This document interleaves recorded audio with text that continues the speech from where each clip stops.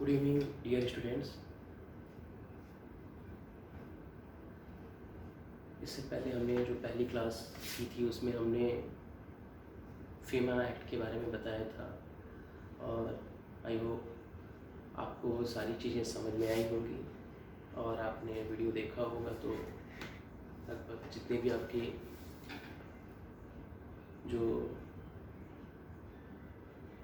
Problems हैं होंगी जिसे आप समझ ना पा रहे हो कि फीमा क्या है, आपको शायद क्योंकि मैंने अपना मैक्सिमम एफर्ट दे करके उसको आपको समझाने की कोशिश की। और आज हम जिस नए टॉपिक की बात करेंगे वो है कंज्यूमर प्रोटेक्शन एक्ट 1986, जिसको हम नॉर्मली इन शॉर्ट कोपरा 1986 कहते हैं। तो फर्स्टली हम आपको बताना चाहेंगे what is consumer protection act.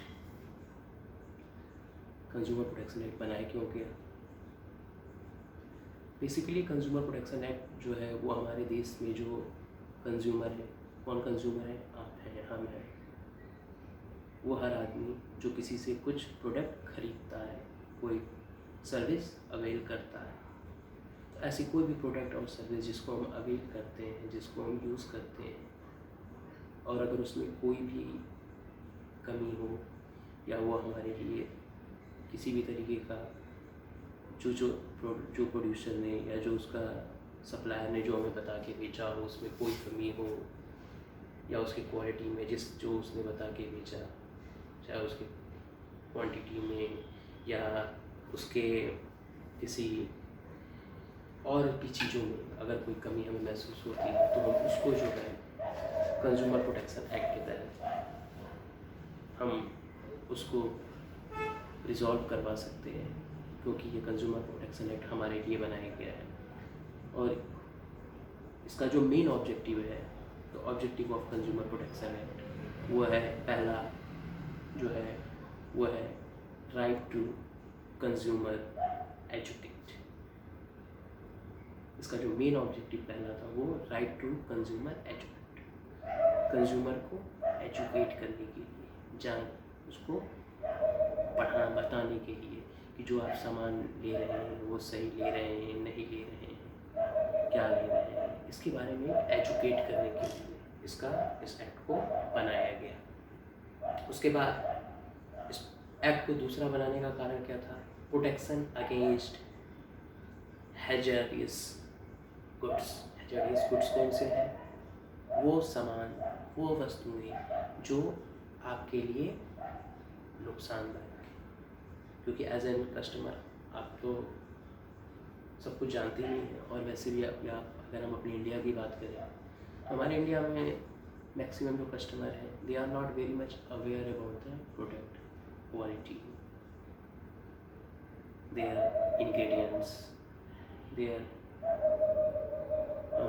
Warranties, their guarantee etcetera. वो जाते हैं, सामान खरीद लेते हैं और उनको कभी कभी ये भी नहीं पता होता कि कौन सा सामान सही है। तो इसके बारे में जो हमें सारा इन्फॉर्मेशन देता है, सारी चीज़ें देता रहता है, वो हम उसके बाद वो हमें किसके द्वारा बताता है? जो कंज्यूमर प्रोटेक्शन एक्ट। उसके बाद ये इसका एक दूसरा जो मेन टारगेट था वो right against unfair trade and practices. Unfair trade and practices वो जैसे जो बायर है, जो प्रोड्यूसर है, वो हमें कोई सामान बना के देता है, कुछ भी बेचता है, अपने प्रोडक्ट और सर्विस बेचता है, तो जो हमारे देश में कंज्यूमर प्रोटेक्शन एक्ट बना तो उसमें इन सब चीज़ों के लिए देखा गया कि वो सही प्राइसिंग है कि नहीं, क्वालिटी जिसका वो पैसे ले रहा है उस रेट की वो क्वालिटी दे रहा है कि नहीं, क्वांटिटी दे रहा है कि नहीं, उसकी प्राइस सही है कि नहीं, उसमें कोई ऐसी चीज़ तो नहीं है जो हैजर्डियस अपने कस्टमर्स के लिए, जो हमारे लोग हैं देश के, कोई ऐसी चीज़ तो नहीं बेच रहा है, कोई मिलावटी सामान तो नहीं बेच रहा है, और उसकी जो प्राइस है, जो भी चीज़ें हैं, जो उसकी जिस चीज़ में वो पैकेजिंग है, जिस चीज़ में वो है, वो सही चीज़ है कि नहीं, इसकी एक मॉनिटरिंग काम भी वो करती है। उसको मॉनिटरिंग के लिए क्या बनाई गई है? कंज्यूमर प्रोटेक्शन काउंसिल, जिसके बारे में हम अभी फर्दर आगे डिस्कस करेंगे। उसके बाद जो इसका एक और ऑब्जेक्टिव था वो है right to attain the appeal by creating a forum. एक अपीलीय फोरम क्रिएट करने के लिए जहाँ पे एक आम आदमी जा करके, ऐसा तो नहीं है, आप इंडिया में आप देखिए रोज़ करोड़ों की संख्या में सामान बिक रहे हैं। तो अगर आपका कोई सामान गड़बड़ हो जाता है या कोई ऐसी चीज़ें गड़बड़ हो जाती हैं जो आप प्रोडक्ट खरीदते हैं उसमें कोई प्रॉब्लम, तो उसके लिए ऐसा नहीं कि आप कोर्ट में जाना पड़ेगा, इसीलिए एक स्पेशल फोरम बनाया गया। हमारे इंडिया में आप जानते हो ऑब्वियसली कि बहुत सारे केसेस पेंडिंग हैं, बहुत सारे, तो ऐसे अगर केसेस रोज़ अगर लोग कंज्यूमर फोरम जाने लगे तो उससे क्या होगा? आपके जो डिस्प्यूट हैं, आपकी जो समस्याएं हैं, उनको क्या होगा? उनको सॉल्व करने में समय काफ़ी लग जाएगा। तो जिस चीज़ के लिए आप उसको केस करते हैं वो उसका आपको सही फ़ायदा नहीं मिल पाएगा। इन सभी चीज़ों को दूर करने के लिए, इन सभी चीज़ों को रिजॉल्व करने के लिए एक फोरम। उसके बाद इसमें राइट ऑफ इंफॉर्मेशन दिया गया कंज्यूमर प्रोटेक्शन एक्ट में।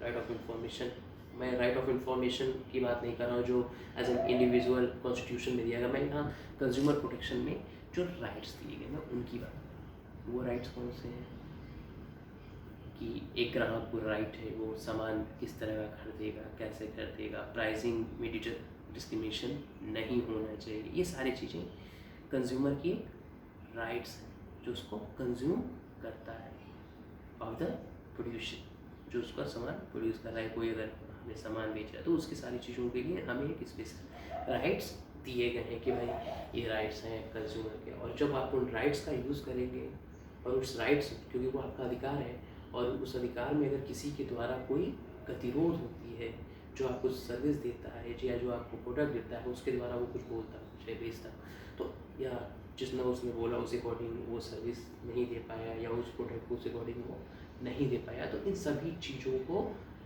होल एंड देखने के लिए हम रेडियो गवर्नमेंट ने स्पेशल कंज्यूमर प्रोटेक्शन एक्ट बनाया है। तो ये जो एक्ट बना, बेसिकली ये एक्ट का जो मेन ऑब्जेक्टिव था वो कंज्यूमर को देखते हुए बनाया गया, कंज्यूमर को जानते हुए बनाया गया। कंज्यूमर ऐसे इसको यूज़ करे, कंज्यूमर के अगर कोई डिस्प्यूट होता है, कंज्यूमर को कोई प्रॉब्लम होती है तो उसके लिए एक स्पेशल एक्ट बनाया गया। अब हम इसमें जानेंगे कि हम इसको, ये जो कंज्यूमर प्रोटेक्शन एक्ट है वो कहाँ अप्लीकेबल है। एक कंज्यूमर प्रोटेक्शन एक्ट बना है तो अप्लीकेबल भी होना चाहिए, कहाँ अप्लीकेबल। उसके लिए जो हमारे लिए बनाई गई बॉडी वो पूरे इंडिया में अप्लीकेबल है। कंज्यूमर प्रोटेक्शन एक्ट क्या है? पूरे इंडिया में आपके लिए अप्लीकेबल है। आप इसको कहीं भी, किसी भी स्टेट, किसी भी डिस्ट्रिक्ट या सेंट्रल लेवल पे आप इसमें अपील कर सकते हैं। अब इतना सारे होने के बाद फिर इसमें एक अमेंडमेंट किया गया, कंज्यूमर प्रोटेक्शन एक्ट में एक अमेंडमेंट किया गया। और अमेंडमेंट जो हुआ वो ईयर 2000 हुआ, क्योंकि जो कंज्यूमर प्रोटेक्शन एक्ट शुरू में बना उसमें बहुत सारे कुछ प्रॉब्लम्स थे जिनकी वजह से ये पूरी तरह से लोगों के बीच में इसका एक सही जो एक रिजल्ट आना चाहिए था वो नहीं आ रहा था। उसके पीछे बहुत सारे कुछ कारण थे। तो इसमें एक अमेंडमेंट किया गया ईयर 2002 में। ईयर 2002 में क्या किया गया? उसमें अमेंडमेंट किया गया। वो अमेंडमेंट क्यों किया गया? क्योंकि ताकि एक मॉनिटरिंग बॉडी बनाई जाए जो इसको मॉनिटर करे और वो मॉनिटर करके इन सभी चीज़ों पर एक रिपोर्टिंग करे कि जो चीज़ें बन रही हैं, जो चीज़ें दी जा रही हैं वो सही है नहीं है, उसमें वेरियस गुड्स हैं या जो quality of goods product produce हो रही है, जो डिफरेंट प्रोड्यूसर सप्लायर्स, इनमें वो सारी चीज़ें हैं कि नहीं। उसके लिए गवर्नमेंट ने कुछ लैबोरेटरीज़ को सेंट्रल गवर्नमेंट ने अपने से जोड़ा, कुछ स्पेसिफिक ऑफिसेज ब्रांचेस बनाए जहाँ से इन सब चीज़ों को मॉनिटर किया जा सके। तो इसी सब में क्रम में सबसे पहले उन्होंने क्या बनाया, जिसके बारे में मैंने थोड़ा सा आपको इनिशियल स्टेज में बताया था कि कंज्यूमर प्रोटेक्शन काउंसिल। जो कंज्यूमर प्रोटेक्शन एक्ट के सेक्शन 4 में डिस्कस जिसका हम किया गया है। अगर आपने बीकॉम पढ़ा था तो बीकॉम में आपने जब फर्स्ट ईयर में आपने पढ़ा होगा, कारपोरेट लीगल फ्रेमवर्क में भी आपने इसके बारे में कुछ पढ़ा होगा, या जो आपके BRF बिजनेस रेगुलेटरी फ्रेमवर्क उसमें भी आपने इसको थोड़ा बहुत आपने इस पर को पढ़ा होगा, शायद आपको याद हो या ना हो, लेकिन आपने इसके बारे में कुछ पढ़ा होगा। एनीवे, तो हमें उस पर थोड़ा बहुत ज़्यादा नहीं करना था। हमें बात कर रहे थे हम consumer protection council. Consumer protection council basically जो है वो बनाया गया सेंट्रल गवर्नमेंट द्वारा फर्स्टली, और ये अलग अलग तरीके, central consumer council, state consumer council and district consumer council. क्या बनाया गया? 3। First one is central consumer council, second one is state consumer council and third one is district consumer council. तीनों काउंसिल बने। पहले काउंसिल में भी कुछ members बने, कुछ उनके कोई उसका चेयरमैन बना। तो जो उसका चेयरमैन होता है, जो सेंट्रल कंज्यूमर काउंसिल का चेयरमैन कौन होता है? Minister of consumer affairs, minister of consumer affairs. और उसमें कुछ मेंबर्स भी होते हैं। वो मेंबर्स कौन होते हैं? वो ऑफिसर्स या नॉन ऑफिसर्स जो डिफरेंट फील्ड्स के होते हैं, साइंस के फील्ड के, इसके फील्ड के, जो प्रोडक्ट्स एंड सर्विसेज हैं उनके बारे में उनको नॉलेज होती है। उसकी एक कमेटी बनाई जाती है जिसमें मैक्सिमम कितने लोग हो सकते हैं? 150। कितने? 150 लोग उसमें हो सकते हैं। और वो जितने भी ये प्रोडक्ट्स एंड सर्विस हैं उनमें जो डिस्प्यूट्स हैं, उनमें जो हेजेरियस प्रोडक्ट्स हैं, या जो क्वालिटीज़ की बात करके कंपनियां दे रही हैं वो क्वालिटीज़, क्योंकि वो पहले इसको फाइनलाइज कर देते हैं कि ये जो मानक इन्होंने फिक्स किया है वो मानक सही है कि नहीं है, क्योंकि ताकि वो इनिशियल स्टेज में ही जो आपके प्रोड्यूसर है उसको सारी चीज़ें बता सकें कि भाई जो आपने बोला है वो तो इसमें है नहीं, ये सारी चीज़ों के बारे में वो उनको इन्फॉर्मेशन पहले उनको दी। तो ये सारी चीज़ें उसके लिए बनाई गई। इसका मेन ऑब्जेक्टिव क्या था? हाँ, एक चीज़ छूट गई, जो उसका एक इसमें क्या होता है कि विद इन 1 ईयर कम से कम एक मीटिंग होती है जिसमें सभी मेंबर्स आते हैं, और जो प्रोडक्ट्स एंड सर्विस पे कुछ डिस्प्यूट्स ज़्यादा आते हैं, उनको एक फाइनलाइज किया जाता है। ऊपर से जो डिफरेंट फोरम्स हैं, डिफरेंट जो आपके डिस्ट्रिक्ट फोरम, स्टेट फोरम या सेंट्रल फोरम, इनके द्वारा जो बहुत डिस्प्यूट्स आते हैं उन पे ज़्यादा फोकस किया जाता है कि भाई ऐसे हैं तो ऐसा प्रोडक्ट है, या ऐसे इस पर कंज्यूमर की ज़्यादा कंप्लेंट्स है, तो उन पे थोड़ा फोकस किया था। और इसके सिवा भी और बहुत सारे पॉइंट्स पे, तो एटलीस्ट 1 मीटिंग ईयरली होनी चाहिए, तभी वो काउंसिल मानी जाए। उसके बाद हम जिस बात करेंगे वो है ऑब्जेक्टिव्स ऑफ सेंट्रल काउंसिल, जिसके बारे में हम section C of Indian consumer protection act के बारे में जो आता है, जिस सेक्शन C में जिसके बारे में देख सकते। इसके ऑब्जेक्टिव बेसिक क्या थे? पहला इसका जो ऑब्जेक्टिव था वो था प्रोटेक्टिंग कस्टमर अगेंस्ट हैजरस गुड्स। जो बेकार सब वस्तुएं हैं, सामान हैं, जिससे नुकसान हो सकता है, या जो पायरेटेड हैं, या जो पायरेटेड समझते हैं आप, जो नकली हैं, या जो दूसरी चीज़ें हैं, जैसे जिनकी वजह से एक आम आदमी को नुकसान हो सकता है, एक आम कंज्यूमर को नुकसान हो सकता है। उस सब प्रोडक्ट ऐसे बहुत सारे आपके प्रोडक्ट होते हैं जिन पर सरकार बैन लगाई होती है, और उनमें उनको भी कुछ कंपनी, जैसे आपने कुछ दिन पहले मैगी वाला एक प्रोडक्ट सुना था कि मैगी में लीड पाया गया, ये पाया गया। वैसे तो उन सब चीज़ों को देखते हैं। उसके सिवा और भी कोई डिस्प्यूट से, कोई जैसे सैमसंग का एक बार मोबाइल का डिस्प्यूट आया कि इस मोबाइल में प्रॉब्लम हो रही है, कंज्यूमर डिस्प्यूट कर रहे हैं और इसको रिजॉल्व नहीं किया जा रहा है। तो ऐसे उसमें टेक्नोलॉजिकल एक्सपर्ट्स होते हैं, सभी फील्ड के एक्सपर्ट्स होते हैं जो अपनी अपनी व्यू रखते हैं और उस प्रोडक्ट के रिगार्डिंग उनको नॉलेज। उसके बाद जो अनफेयर ट्रेड प्रैक्टिसेस है, जैसे क्वालिटी के रिलेटेड, क्वांटिटी से रिलेटेड, जैसे जो आपके जो जैसे ISI है, या जो फूड के लिए फूड कॉर्ड FACCI बनी हुई है, इन सब चीज़ों जो काउंसिल बनी है वो अपनी रिपोर्टिंग लगा देती रहती है उनको, और उनके भी रिप्रेजेंटेटिव कुछ होते हैं जो इस सब चीज़ों पे अपनी बात रखते हैं कि ऐसे ऐसे प्रॉब्लम्स आ रहे हैं, ऐसे ऐसे जो समस्याएं इसमें आ रही हैं, तो उन पे क्रिएटेड। उसके बाद राइट ऑफ जो है अपीलिंग, इसमें इनको राइट ऑफ अपील जो कस्टमर के अपील्स हैं उनको प्रमोट करने के, उनके एक मदद के लिए ये काउंसिल मदद करती है कि नहीं अगर किसी के जो डिस्प्यूट्स हैं किसी कस्टमर्स के नज़र हो, उनको कोई जो प्रोड्यूसर हो या जो कोई बड़ा सेलर हो वो उसको दबा सके, तो इन सब चीज़ों पर बात करेंगे। उसी तरह स्टेट काउंसिल भी बनाया गया है। स्टेट काउंसिल में भी जो स्टेट का जो कंज्यूमर अफेयर्स मिनिस्टर होता है वो होता है, और इसमें और भी स्टेट लेवल और सेंट्रल लेवल के कुछ जो ऑफिसर्स होते हैं, जैसे मैंने बताया कि वो अलग अलग एक्सपर्ट्स होते हैं। और इनकी मैक्सिमम लिमिट कितनी होनी चाहिए? 10 से ज़्यादा इसमें लिमिट नहीं रखी, क्योंकि वो जो पहले डिस्प्यूट्स है वो ऊपर लेवल पे सॉल्व करते हैं, तो स्टेट लेवल पे जो मशीनरी वर्क कर रही हैं उनके लिए भी ये काम करते हैं। इसमें इसकी मीटिंग कम से कम साल में कितनी होनी चाहिए? 2। जैसे उसमें सेंट्रल में 1 था, स्टेट में कम से कम 2 मीटिंग होनी चाहिए, तभी वो काउंसिल माना जाएगा, अदरवाइज वो काउंसिल नहीं माना जाएगा, उस काउंसिल का कोई रिस्पॉन्ड नहीं माना जाएगा। तो ये था बेसिक। अब इसके बाद जो इसका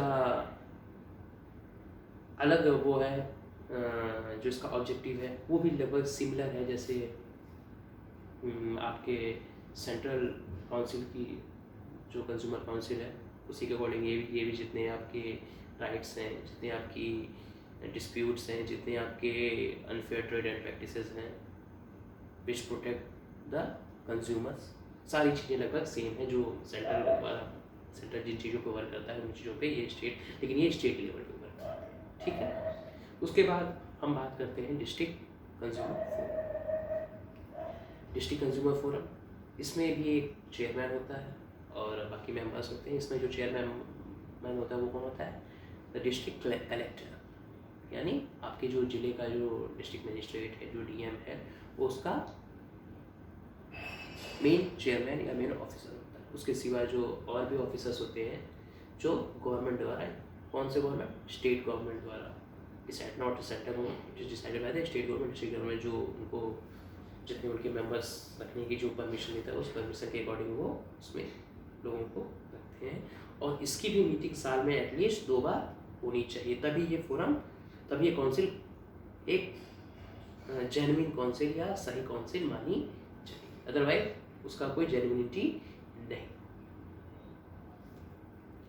तो ये बेसिक जो काउंसिल बनाएगी, पहले मैंने बताया आपको कि कंज्यूमर प्रोटेक्शन के लिए क्या क्या है, कंज्यूमर प्रोटेक्शन के ऑब्जेक्टिव्स क्या थे, और इनको बचाने के लिए क्या बनाया गया, वो काउंसिल बनाई गई। अब इसके बाद जो नेक्स्ट स्टेप आया वो आया क्या? कंज्यूमर फोरम, यानी फोरम्स बनाए गए। काउंसिल तो बनी, काउंसिल में तो आम आदमी जा नहीं सकता, तो कंज्यूमर फोरम, काउंसिल के रिप्रेजेंटेटिव कंज्यूमर फोरम बनाया गया। कंज्यूमर फोरम क्या करता है? वो आपके जितने भी कंज्यूमर हैं जिनके साथ अगर कोई प्रॉब्लम है, जिनके साथ कोई अनफेयर प्रैक्टिस हुआ है, जिसके साथ कोई हैज़ार्डियस गुड्स बेचा गया है, या कोई गड़बड़ सामान, कोई चीज़ें, जिसकी कोई भी डिस्प्यूट है, कोई भी प्रॉब्लम है, कोई भी समस्या है जो उस प्रोडक्ट से रिलेटेड है, विद और आपके बायर और परचेज करने यानी कंज्यूमर और सप्लायर के बीच में जो भी कोई डिस्प्यूट्स हैं, जो वो भी ऐसे डिस्प्यूट जो लीगल डिस्प्यूट्स हो, ऐसे नहीं कि कोई भी ऐसा डिस्प्यूट जो इलीगल डिस्प्यूट्स हो तो उसको नहीं माना जाता। जो लीगल डिस्प्यूट्स हो उनको ही पेनल्टीज में दी जाती है। तो हम बात करेंगे, सबसे पहले जिसकी बात करेंगे वो है डिस्ट्रिक्ट फोरम, यानी डिस्ट्रिक्ट। तो जैसे आपके ज़िले में एक कोर्ट होता है, उसी तरह हर ज़िले में एक डिस्ट्रिक्ट फोरम होता है जो कंज्यूमर के राइट्स को, कंज्यूमर के अधिकारों को बचाने के लिए बनाया गया है। ये क्या करता है? ये कंज्यूमर्स की अपील को एक्सेप्ट करता है, कंज्यूमर को कंप्लेंट्स को एक्सेप्ट करता है, और उस कंप्लेंट्स को क्या करता है?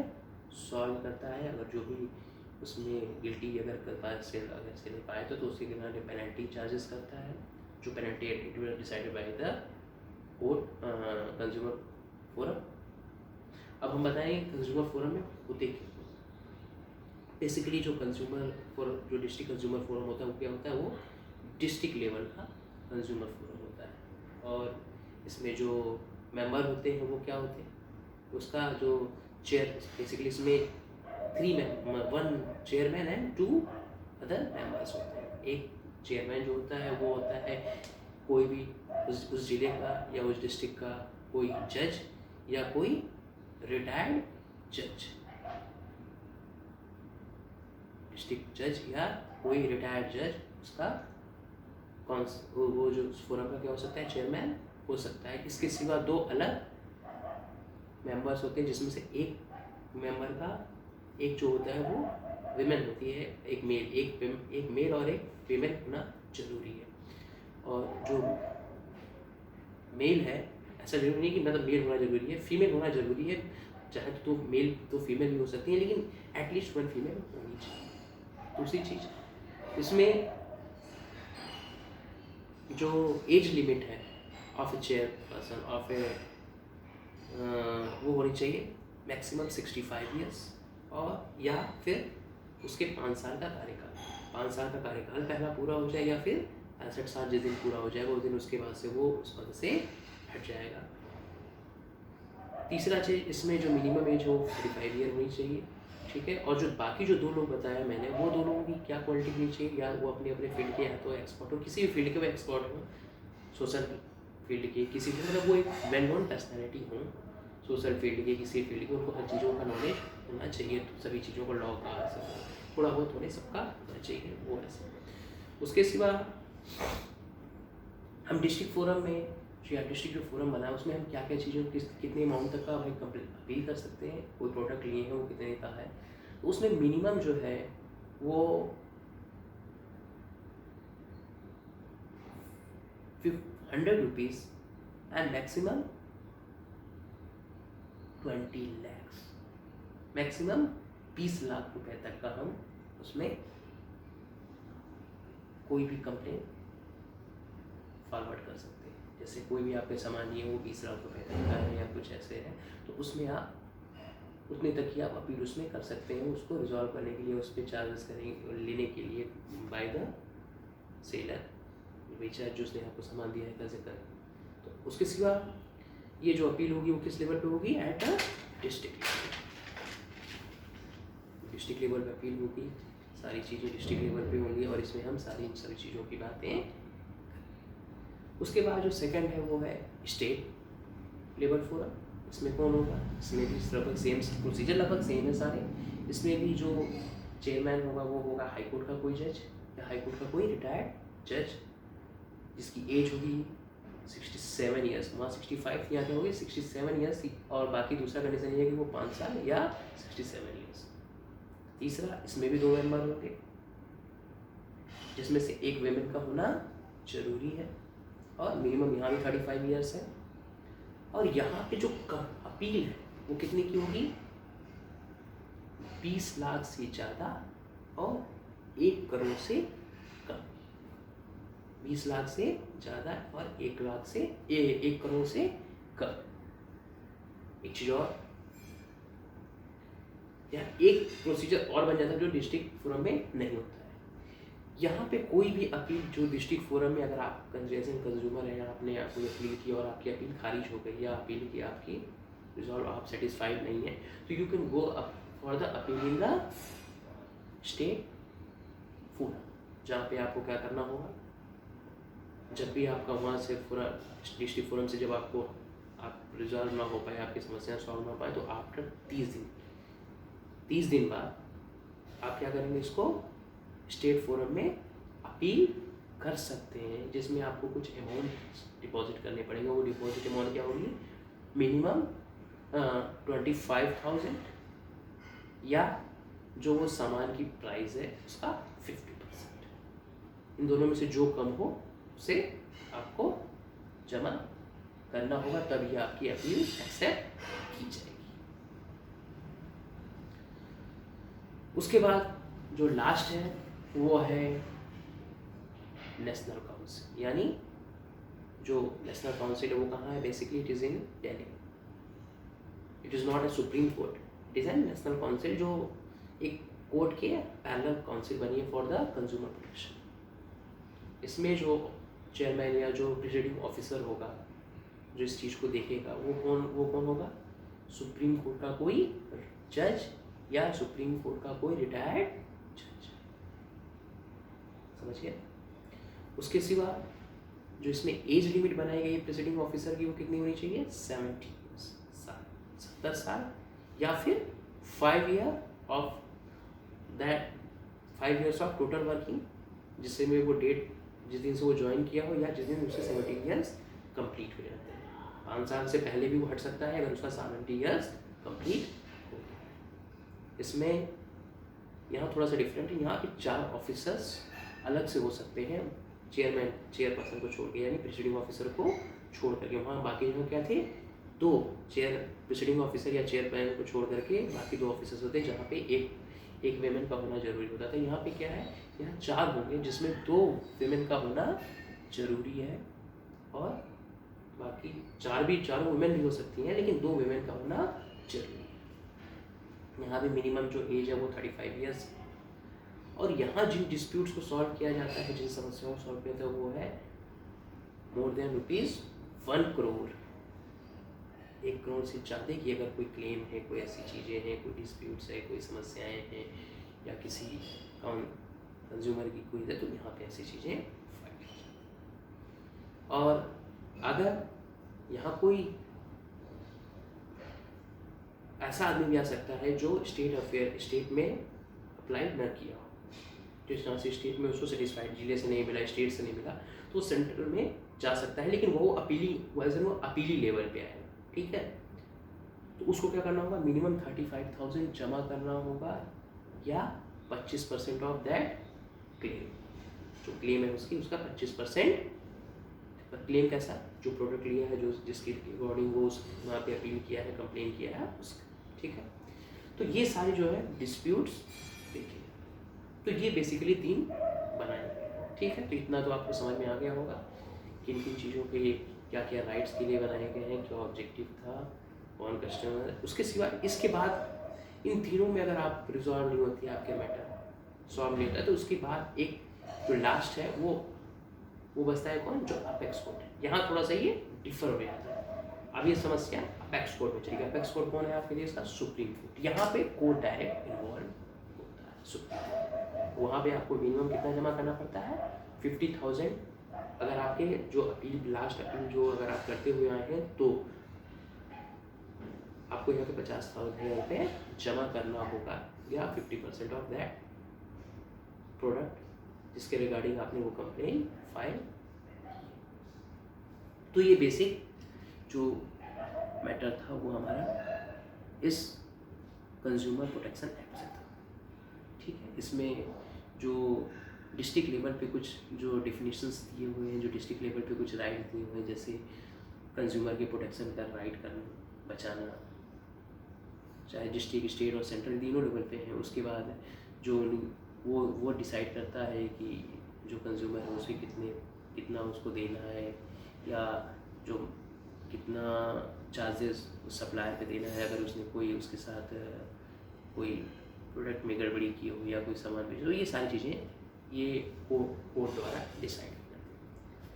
तो आई थिंक इतना चीज़ें आपको लगभग समझ में आई होंगी, क्योंकि मैंने लगभग आपको सभी पॉइंट्स जो कंज्यूमर प्रोटेक्शन एक्ट से हैं वो मैंने आपको बताई है। अगर कोई चीज़ अगर इसके बाद भी समस्या आती है तो मैंने जैसे लास्ट क्लास में आपको बताया था कि आप हमसे व्हाट्सएप के जरिए या हमारे फ़ोन करके आप मुझसे पूछ सकते हैं सर इस प्रॉब्लम पे छूट गया, तो हम उसको अगर नेक्स्ट टाइम जब सारे वीडियोस कंप्लीट जाएंगे तो जो छोटे मोटे आपके जो समस्याएं हैं, जो आपके प्रॉब्लम्स हैं, उनसे रिलेटेड हम इस मैटर पे डिस्कस करेंगे। ठीक है, या फिर अगर हमारी क्लासेस जब अगर भगवान की दया से अगर ओपन हो जाती हैं तो चाहेंगे जल्दी से ये पेंडेमिक ख़त्म हो और हमारी क्लासेस चलने लगें, तो हम उसमें इसको डिस्कस करेंगे। ठीक है, और कल जो हम डिस्कस करेंगे यानी टुमारो देन जो हमारा अगला वीडियो होगा वो हम इसी न्यू टॉपिक पे डिस्कस करेंगे।